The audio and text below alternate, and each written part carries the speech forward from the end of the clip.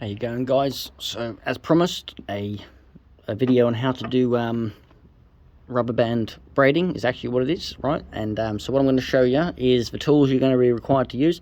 This is just a real small light one, but the process is identical to a larger one. You just add more bands, add more bands, add more bands. So we're going to give you a real quick run through on how to do it. So first thing you're going to need is you're going to want a block of wood. Don't have to have this piece, but it helps a lot. So I've wrapped the handle there. That's just a paintbrush with a nail pushed into its sharp end back and the top ground off, as you can see there, right? So it's nice and smooth. Okay, so you're going to want some of these nails. These are the best ones in my opinion, all right, like a roofing clout. Trim off the little bit of the lip under there. It's going to save you a lot of broken bands. All right, you're going to want 4 of those. 3, 4, 5, however many you want. Okay, you're going to want 5 feet, yeah, of 2mm paracord. All right, now if you're making a whip and not just a piece of rope, if you want something that's going to be stretchy and funny and whatever, don't worry about the paracord. But if you want it to make a nice thunderous crack sound and you want it to really intimidate people, you're going to need to put about 5, maybe 6, just to be safe. Maybe go 6 foot of paracord, and that's going to go the entire belly of the whip that we're going to be making. All right, and so like I said, this is a 3 strand. We'll do another video later to show you 4 strands and step up, step downs, but this should be enough to get you started. All right, and we'll show you how to start this knot, which is the hardest part, and how to run out a length, and how to finish off up at the top end. So all right, let's get stuck in. So we don't need you straight away. All right, so here's what you're going to want to do. Okay, now I always start 1. You can start 2 if you want, it's up to you. I always start 1. So 1 doubled, okay, around the 4 like so, right? In fact, you know what, because it's the first one, just make sure there's no, and go 3, okay, because you want it just that little bit tighter than usual. And then what you're going to do is you're going to pull it out, and you're going to go 1 around 1 nail, and you're going to go 2 around 1 nail. Come down, all right, and make sure to do this in the same direction. So push this down, 1, 2, put it back over, all right, and 1 and 2. Now this isn't going to be ridiculously tight, because I'm just going to show you quickly. Okay, right, but this is how you start. Now it doesn't matter if you're using 3, 4, 5. There are other techniques, but what your goal is to set this band up so it rolls and wraps around the next band on the top. This is an 8 pin. I will show you that in another video. It's just a bit of a mess around. There's nothing special there, right? So yeah, right, anyway, now 1, all right, and this is going to be your very first move, and we're going to go 1, 2, all right, and if you're making a whip, you're going to want it tight, so you're going to try for the 3, but if you can't make the 3, because it is difficult to get the bands to stretch out that far, okay, let's just go back to 2. Let's go back to 2, make sure it's nice and even all the way around, but you can go 3. You can make it tighter. For every turn extra you give it, this thing will get more and more tense, right? So this is 1 band turned into 2, and it just, you know what I mean, there's nothing to it whatsoever. But we step up into 3 bands turned in 4 times on 4, and as you can see, this thing will really flick back on you. That's not to say it won't stretch when the whip's being flung around, right? So okay, right, here's your starting point. This is really your most important part once you get going on this. Okay, so that's what you're going to look like. All right, you're going to have your first primary strand, and you're going to have your tie-off strand. All right, and what we've done, like I said, we've wrapped it twice around each peg, starting at the bottom, going in the same direction, 1, 2, and then down. Pull it down, 1, 2, and then go around again. Get out, 1, 2 again, and then the top one we just wrap around twice. All right, so here we go. Grab a bottom strand with your nail, and then come up against the nail, and you're going to just flick it over the top like so, right? And then you can do it all on one side if you want, or you can work your way around. It's up to you. I find it genuinely easier just to keep going the one side until it's done, because the bands tend to tie up really tight around the nails underneath. And these aren't the best bands. You might see a couple snap here while I'm doing this. So that's 1, all right? And I like to move around in a clockwise direction. So get that one there first because that's the highest one. So he's on. Okay. Now you're going to get up in the gap here and get the middle one. Right, just if you find that you've picked up an extra band, like, if you look here, can you see that? If you can see that. See how I picked up an extra? All right, that's no good. You want to get rid of that and start again. And this time, no extras, okay? Over the top. The problem with the extras is it will unravel something at some point, and it makes a god-awful mess. So, okay, right, and then over the top. Once again, as I said, this isn't super tight, so you might want to go a bit tighter, depending on what your actual goal is. Right, there we go. Now that you've got your knot band tied around, you want to do this. Get in the ends of each one, and you push them together like so, right? See, now you've got a nice little knot. That won't come undone. That's the baby that keeps you all together at one end. All right. And you know what? I was looking at a way of making sort of like a bracelet where I could continue to join one into the same loop around in a circle, and that has to be taken out if you want to join it and make it look neat. All right. So this is a stop end. All right.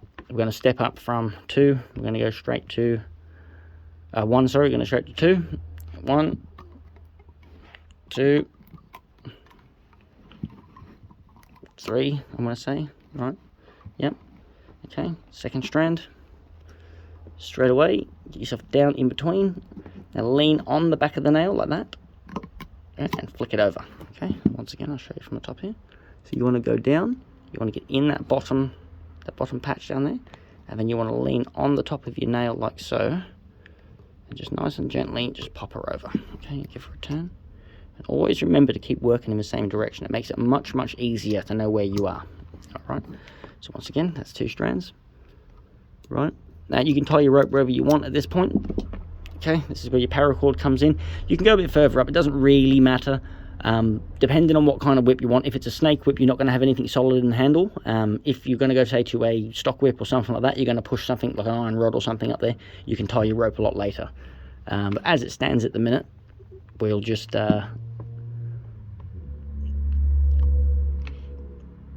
hook through these outside ones now, right? So now look, you can go through the inside, but it does leave a little bit of a mess.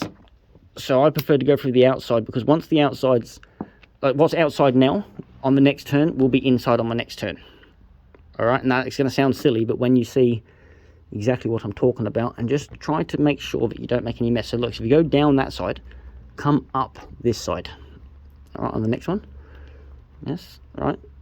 And just follow it around, because you want this all to just fold into each other nice and neat. You don't want any lumps sticking out, right? Okay. Right. Okay. Now, forget about that bit now. We can mess with that later. Right. Let's go back to this. Okay, and we went to 2, didn't we? Yes. So we're going to go back to 2 again. Push it down, and this is just to make a lump. See, so sometimes you'll go 3 here at this point, and you'll want to just make like a bit of a lump at the end of it. And where is it gone? I'll show you what I mean. But each step up, each step up adds a band. So it's 1, 2, 3. I think that's another 3, but it could be a 4. But I think it's just a 3, 3, and then we go back to 2, 2, right, and then this is one band wrapped into one band right the way through. All right, and realistically, you want to run 2 bands halfway down, and then you want to run 1 band the rest of the way. All right, so you're going to go 2.5 or 2 feet of 2 bands after you get to your initial first knot. Once you get past this, you're going to just go maybe 75 to 100 of these with 2. You know what I mean? Doubled over, just add them on, and then when you get to the top end, and we'll just drop down a second, I'll show you exactly what I'm talking about. So just wrap that one in like that, for example. Pull your paracord up through the center, paracord up through the center like that. Right, and now starting with this one, it doesn't really matter which one you start with. Okay, and this will lock itself as we go. Right, let's keep your 2 strings up there, nice and neat. Make sure you don't get the wrong. There we go. Right, pull them up, push that down.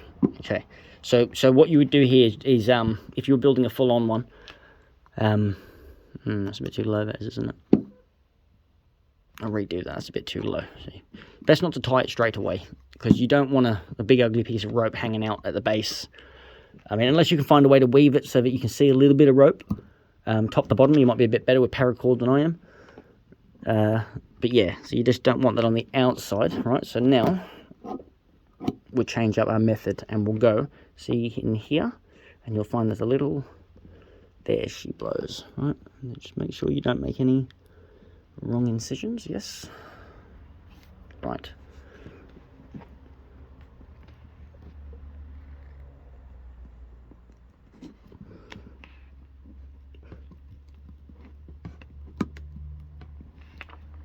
Okay, sorry. All right, so this is an inside course this time, all right? This is an inside course, so this will not be visible once it comes through. And you can, if you wanted to, you could actually just tie a knot in the base down there. Or you could even actually do this. This is something that you can actually do, and this works really, really well, which is surprising, right? Just tie a knot in it, like so. Okay, nice little simple knot, right? And literally just place it in the end. It doesn't have to go in right now. Okay, so we're going to drop early. We're going to go 1, right? Yeah, 1, double over, 4. Okay, so wrap your ones like that, and you're just going to repeat the process. Right, but that's as simple as that. Right now we've dropped down in size now from 2 to 1. That's it. That's all you've got to do, and that will make your life a lot easier. Right. Where's my knot gone?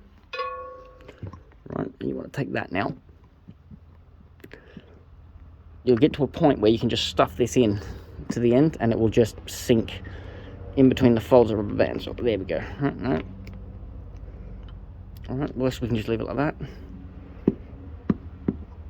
Okay, right, and you can actually bury pens, pencils, all sorts of shit in here like this. So we'll go 1 again. Right. Double it over. Right, if you leave the knot in while you're doing this, I found the same thing if you're going to add a pencil or a pen, or if you want to make like a cover for something, add it in while you're going, and what it will do is, I just ripped it out, what it will actually do is it'll grip better in there, because it will form around it, as opposed to trying to force it in and making a space, right? So first couple, you're just going to have to hold it down. There's a few ways to do this. I mean, it's up to you. Everyone's going to have their own little technique to do this with, right? You know, and not many people are going to listen to anybody else and what they want to do. So once again, we're going back to 1 again. So we're now in the rope stage. So yeah. So basically, I mean, don't copy me exactly, because this isn't. I haven't got enough to do a full thing here. So I'm making it very, very short and small, just to give you an idea of how it's done, right? So you push down, and this is just one-on-one. This one-on-one is actually really, really good and agile, but you want just a little bit thicker up where your hand is. Okay, see there? Let me bury that. But as you can see, look, now that knot is actually in there, quite tight, because the ropes have gone over it. Right, so there we go. Now we're making bacon. Same thing, just go 1 again. If like I said, if you were going to go over 2 so far down, and then switch to the 1 for your last foot, you know, and that's going to give you your best weight ratio, power, length, all that sort of stuff. And everything I've done is trial and error. I don't want anyone to think that I'm a professional or an expert just because I was the first person to do it. It surely doesn't make me the best person to do it. So now you can see that nice bit of shape we're getting there now, see? Right? So what you're looking at is 1, 2, 2, 1, 1, 1, right? And because the preceding knot is bigger, the 1 will almost match that one, and the next one will be smaller again. So you just keep your eye on that, and you'll see as you're going through, it's a bit of a trial by error process when you're watching it go down. So just do a couple more here for you, just to give you an idea. Like I said, normally you'd be doing 2 at this point, maybe even 3, depending on what you want to make. So keep your rope in there, keep feeding it up through. All right. Now you want to continue this until you get to around about 3.5 feet. And then once you're at 3.5 feet, because that's about the good size for a signal whip, you don't really want to go too much more for a signal whip. Once you're at 3.5 feet, then what you're going to want to do is finish it off and bring the rope up out the end of it and make it look as neat as possible. So here's the go with this. There's 2 more bands. We'll just do this, 2 more bands. Once again, guys, I could make this tighter. You just have to sort of test it out. Now look, one thing to remember, do not use synthetic rubber bands, coloured rubber bands. They are worthless. They will break after an hour, 2 hours. There's no elasticity in them and there's no life in them. So stick with your synthetic rubber. They look nicer anyway, in my opinion.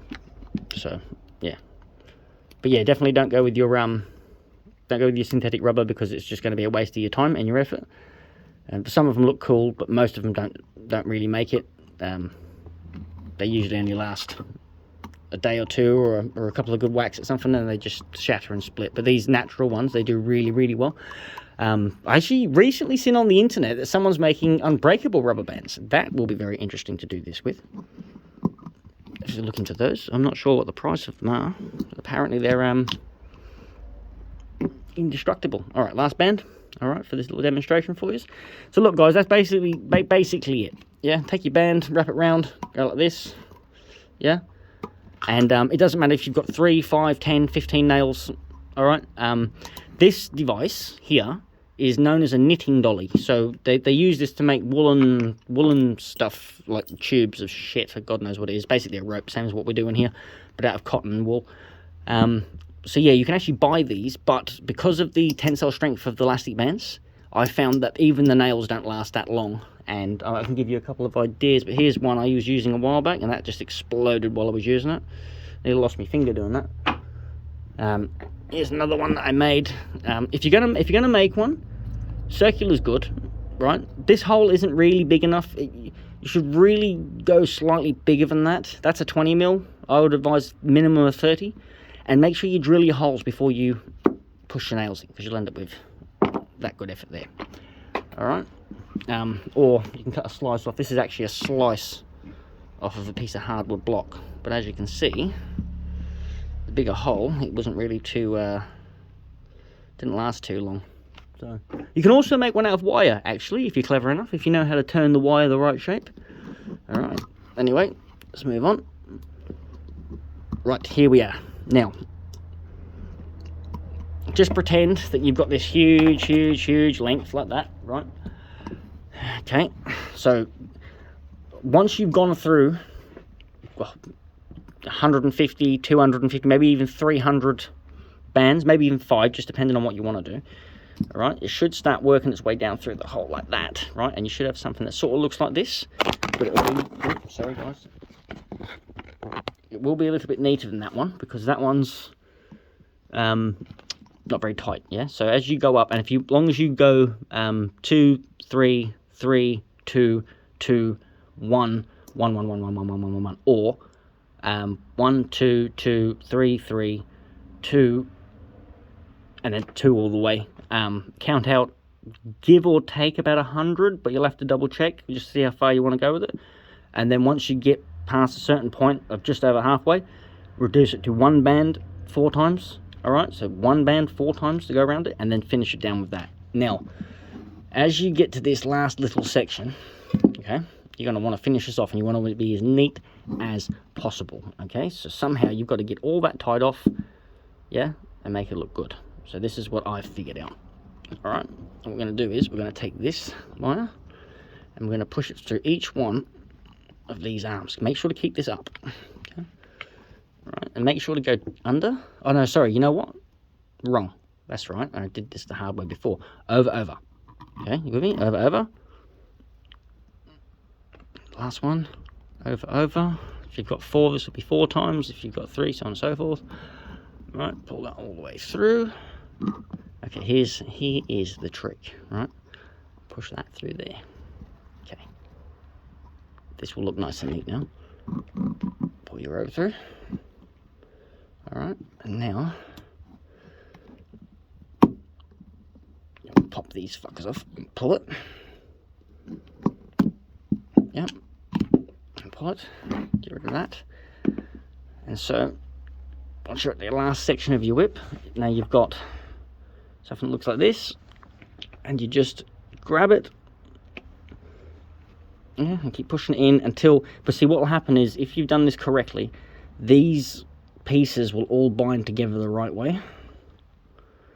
Right, so it's like, just got to get it the right tightness. Rubber bands make it like me.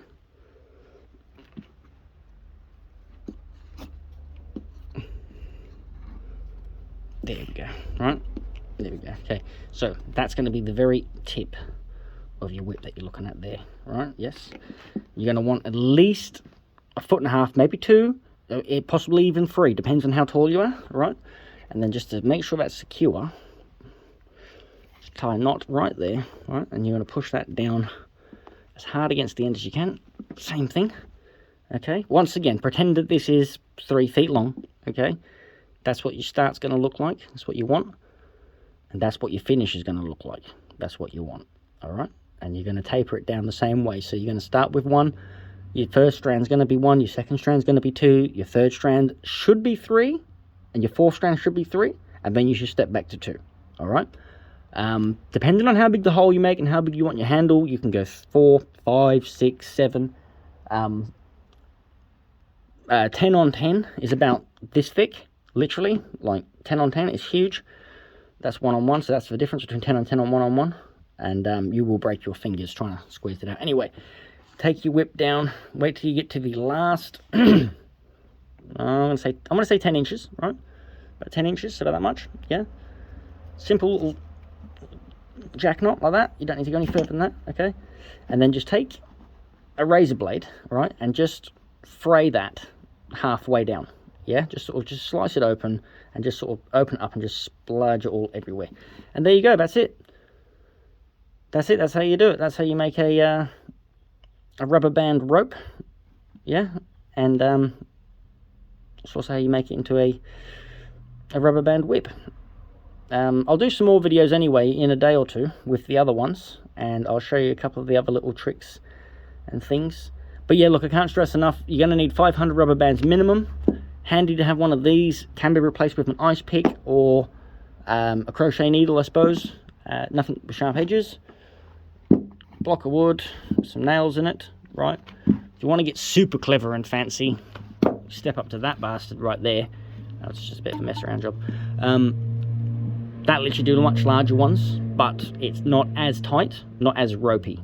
All right, so all of my whips so far have been done on this one or one in between these 2, and this one is really, I mean, look, it's good to make fun stuff and big long bits of rope and big thick pieces. And I've actually put 20 on 20 on this thing, and the whole thing nearly caved in. So I made it so it moves so it doesn't break.